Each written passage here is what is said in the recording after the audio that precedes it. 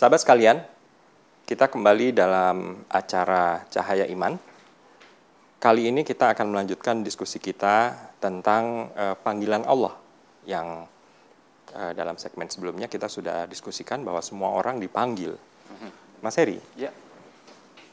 dengan apa kita menerima atau menangkap panggilan Allah itu? Iya, pertanyaan bagus. Kita sering merasa dipanggil Allah, ya. Itu masuknya tentu bukan ke kepala. Ya. Nggak bisa dipikir ya? Tidak bisa dipikir.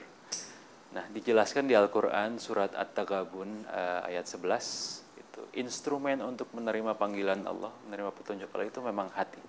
Ya. Di sana dikatakan barang siapa yang beriman kepada Allah, niscaya Allah akan memberi petunjuk kepada hatinya, pada qalbnya.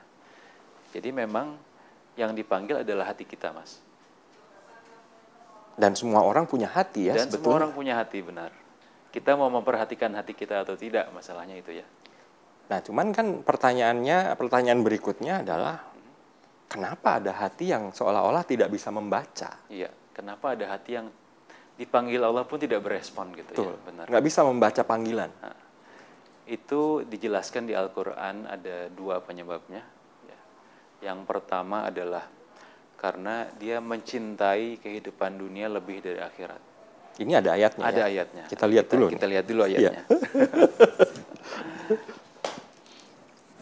Itu di surat An-Nahl, surat 16, ayat 107 dan 108. Di sana dikatakan, yang demikian itu disebabkan karena mereka lebih mencintai kehidupan dunia daripada akhirat. Dan Allah tidak memberi petunjuk kepada kaum yang kafir. Mereka itulah orang yang hati, pendengaran, dan penglihatannya telah dikunci oleh Allah. Mereka itulah orang yang lalai.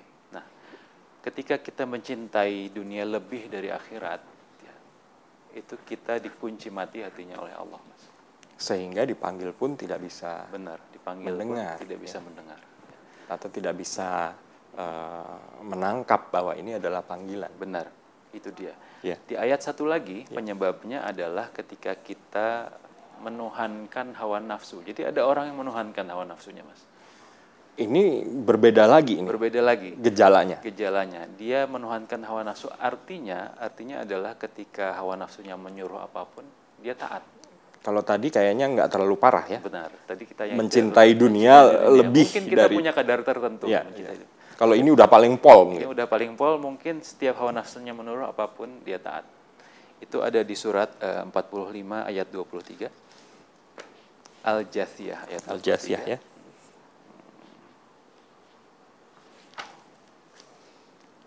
Maka pernahkah kamu melihat orang yang menjadikan hawa nafsunya sebagai sesembahannya, sebagai ilahnya, dikatakan di ayatnya. Dan Allah membiarkannya sesat dengan sepengetahuannya. Dan Allah telah mengunci pendengarannya dan hatinya serta meletakkan tutup atas penglihatannya. Maka siapakah yang mampu memberinya petunjuk setelah Allah membiarkannya sesat? Wah, itu serem ya peringatan dari Allah. Benar. Itu ketika seseorang sudah lebih taat kepada hawa nafsunya daripada kepada Allah. Ini mungkin ada rentang spektrum ya. Ya. Mulai dari orang yang hanya dalam tanda petik ya mencintai dunia lebih daripada akhirat, sampai yang paling ujung adalah memang orang yang menuhankan. Iya. Mungkin bisa dielaborasi lebih jauh ini, dunia itu sebenarnya yang dimaksud dengan dunia ini apa saja ini? Mencintai dunia ya, mencintai dunia sebenarnya kalau dalam terminologi tasawuf agak dalam, Mas.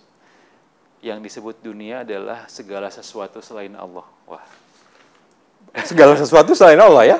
Berarti semua ini? Berarti semua. Semua yang terlihat, terdengar, terasakan selain Allah? Benar. Jadi kalau kita mencintai sesuatu selain Allah, lebih dari mencintai Allah, itu artinya kita mencintai dunia. Kalau dalam pemaknaan tasawuf. Begitu. Semua ya? Semua. Bukan hanya sesuatu yang benda begitu, tapi juga abstrak. Abstrak, ya benar. Selain Allah. Kita bisalah boleh memaknai dunia adalah kehidupan duniawi. Oke. Ya, tapi sebenarnya pemaknaan yang sesungguhnya adalah selain Allah pun bisa disebut dunia, apapun. Jadi persoalannya jangan sampai kita mencintai sesuatu lebih dari mencintai Allah. Persoalannya itu. Nah, saya ingin minta penjelasan lebih di sini. Kata kuncinya sebenarnya bukan di dunianya, tapi di mencintainya. Mencintainya, benar. Tentu akan sangat sulit ya untuk benar-benar mencintai Allah gitu ya. Itu akan sangat sulit. Kita tentu punya rasa cinta kepada anak, kepada pekerjaan, itu wajar ya. Tapi ada kisah yang menarik ketika putranya sahabat Ali itu bertanya kepada Allah, kepada ayahnya. Putranya sahabat Ali bertanya kepada Ali, "Ayah, apakah engkau mencintai ibu?" Jawaban Ali, "Tentu saja." Gitu ya. Terus, "Apakah engkau mencintai aku?" Jawaban Ali, "Tentu saja." Gitu kan. Terus, "Apakah engkau mencintai kakek?" Maksudnya Rasulullah. Ya. "Tentu saja aku mencintai kakekmu." Gitu. Pertanyaan anaknya ini luar biasa. Lalu bagaimana engkau mencintai semua itu dalam hatimu, katanya. Jadi anaknya ini ngerti seolah-olah kok ya, bisa dibagi-bagi cinta gitu ya. Anaknya ini ngerti cinta dalam hati itu cuma bisa satu. Nah, kata Imam Ali, "Aku mencintai Allah." Nah, cinta kepada kalian itu adalah bagian dari cinta kepada Allah. Karena Allah memerintahkan itu. Gitu. Wah, ini sangat menarik ini. Ditanyakan oleh seorang anak ya? Iya, benar. Bahwa cinta seseorang itu harus kepada Allah dulu. Iya.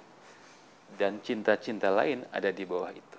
Jadi kita kembali ke ayat, tidak boleh mencintai lebih dari mencintai Allah.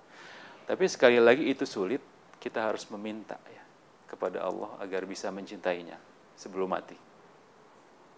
Mencintai Allah itu harus diminta. Harus diminta. Didoakan. Didoakan. Kita meminta, "Ya Allah, izinkan hamba mencintai Engkau lebih dari yang lain." Sahabat sekalian, saya sempat speechless mendengar bahwa kita di dalam hati kita perlu meminta agar diberi kesempatan untuk mencintai Allah lebih dari dunia ini. Kata kuncinya sebenarnya bukan dunia, tetapi di kata mencintai itu.